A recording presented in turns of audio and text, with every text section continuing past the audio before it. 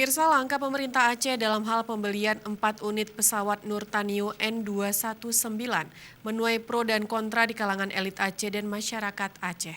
Berikut liputannya.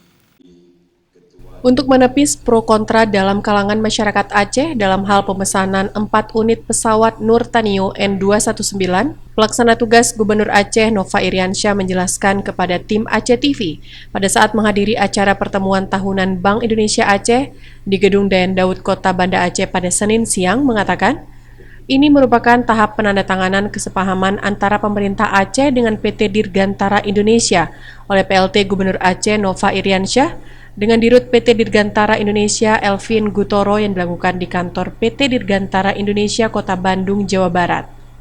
Berikut pernyataan PLT Gubernur Aceh Nova Iriansyah kepada tim Aceh TV. Februari 2018, kemudian saya mengupdate, kemudian beli pesawat itu belum kontrak. Kita harus persetujuan DPRA dulu, baru kita benar-benar membeli.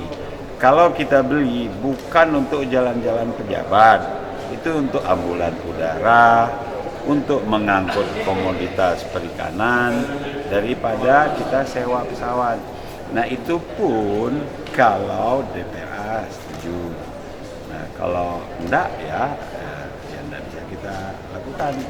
Undang-undang kita kan anggaran harus disusun oleh pemerintah dan DPR. Oke? Dari Banda Aceh, tim liputan Aceh TV melaporkan.